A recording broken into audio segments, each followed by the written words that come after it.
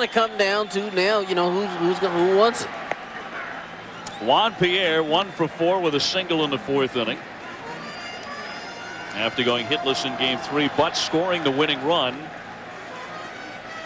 That was after he took ball 4, key walk in the 11th inning. The Marlins winning game 3.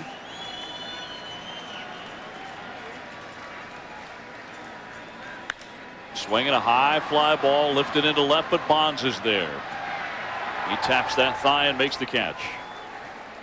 1 down in the bottom of the 8th. Well, it's doubly important then that they've done such a good job on Pierre, because Castillo today has been on base 3 times. He's walked twice and doubled. He had 3 hits yesterday. Ivan Rodriguez, the on-deck hitter.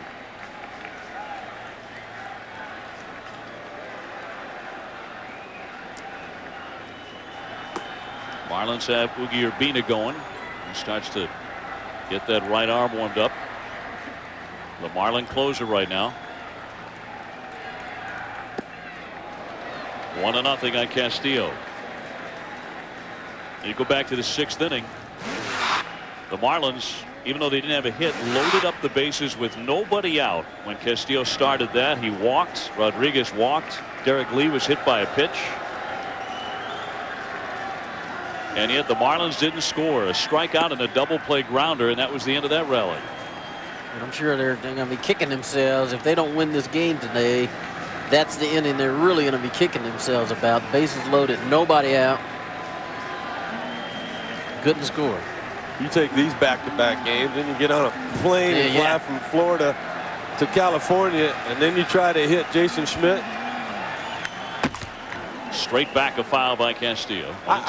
The thing that surprised me was after the decision was made not to start him, I was wondering why Jason Schmidt was still here. I agree. Yeah, why not get on a plane, get back home, get some rest? Nobody else is going to get any rest. I think he should be back there getting that rest. And on the other hand, if I'm Josh Beckett, I'm not going anywhere, Tony.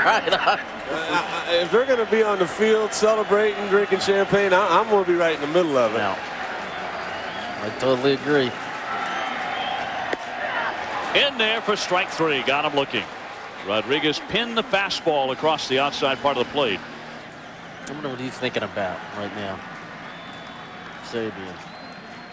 But Rodriguez now against Felix Rodriguez. I tell you, a lot of the stuff that he's thought about has worked out pretty well. Yeah, that's the truth. Not only putting all this together, but at one time he was the New York Yankees scouting director back when Mariano Rivera and Jeter and Andy Pettitte were signed. So responsible for a lot of positive things in the game of baseball.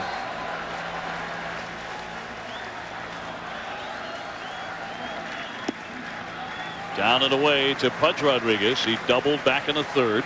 1 for 3 today. You talk about the experience of Felix Rodriguez in the playoff situation. Well, in the division series against Atlanta last year, he pitched in all 3 games. He allowed 1 hit and no runs. Against St. Louis in the league championship, he appeared in 4 games, a 193 earned run average, and he pitched in 6 of the 7 World Series games. Against Anaheim at 2-0. Outside. See, that's the first time today Pudge was ahead of count, 2-0. And he had been taking a big hack. Maybe trying to go deep here. This time, game tied, 8th inning. Do you agree, Leonard? What do you think? If he's taking 2-0, I think he's taking 3-0.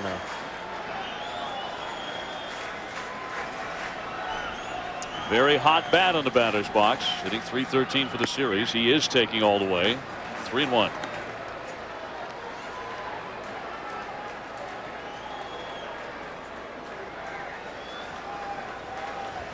The Marlins a little more pensive than they were when they had a 5-1 lead at the end of 4 innings.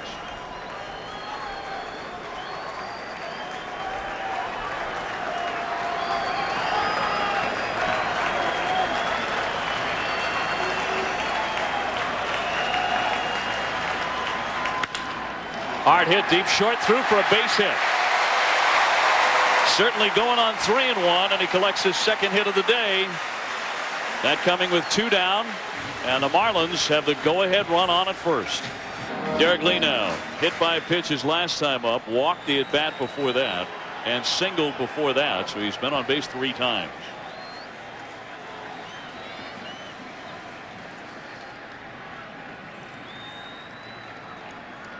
Rodriguez has always run well for a catcher. He scoots back in. A 5-5 tie with 2 down in the bottom of the 8th inning in Florida.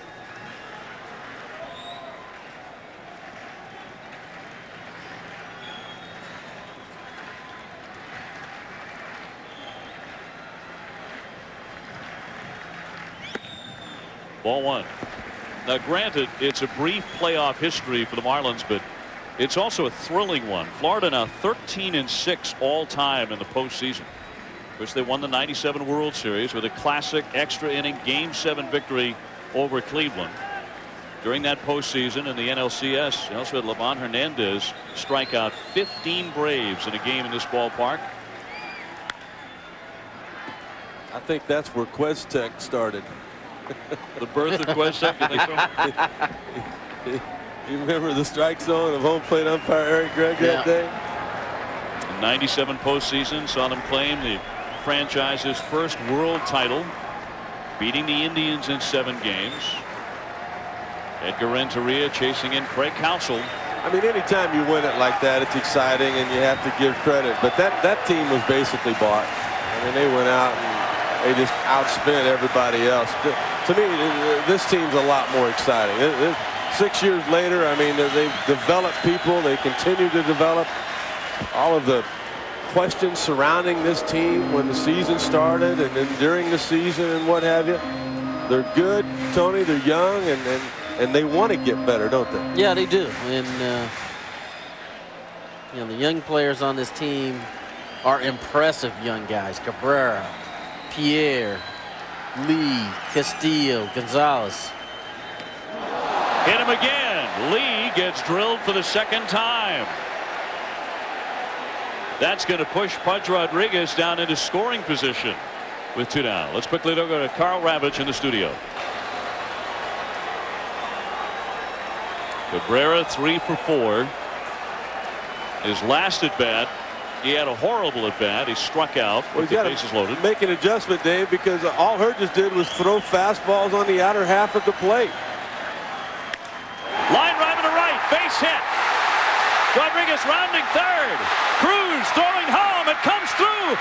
He's safe. He scores. Here comes another run. Lee trying to score. He's in, standing up. They forgot all about him. 2 runs home. 7-5 Florida.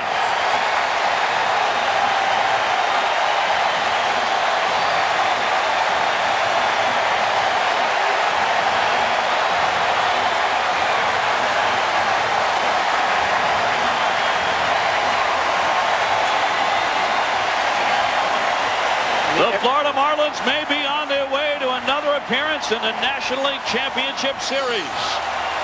Everything's perfect. The adjustment you talked about, Rick, he made it. Inside out, the ball to right field. Cruz does everything right. He comes up, makes a perfect 1 hop, short hopped him, and Torrealba couldn't hold it. And who is right in the middle of the play? Pudge Rodriguez. And then great base running again. Lee scores. And Cabrera goes all the way to 3rd. This ball kind of bounced up at the end, but it's still a good enough throw. If he holds on to it, he's out. This may be the picture of this series right here. He knocked it out with his left hand. But then Lee just kept on coming. He scored all the way from first base on a base hit to right field. They forgot about him. They did not recover in time. They didn't see him coming. He bounces off. He makes a good turn coming around 3rd. He knows it's going to be close. Just threw that left shoulder and forearm out into the glove, knocking the ball loose. And again, more aggressive base running adds to that cushion. A 2-out, 2-run hit by Cabrera. And the Marlins lead it 7-5. in the bottom of the 8th of Game 4. And once again, the Giants had a chance with a defensive play to kill a Marlin rally. Cruz made a decent throw, though it did skip twice. Yeah, it did. But it's the Marlins who make the key play, and not San Francisco. Line drive, but foul, and that almost got Cabrera, who has 4 hits today.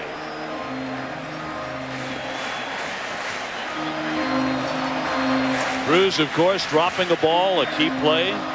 The 11th inning last night. Torrealba can't hang on in the series. 7 errors now for San Francisco. Santiago resting today. He may be able to rest all winter.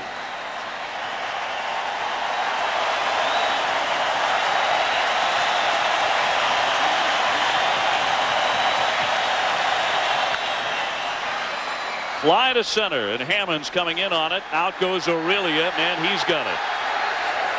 The Florida Marlins on the bat of one of their young kids, Miguel Cabrera, a 2-run single.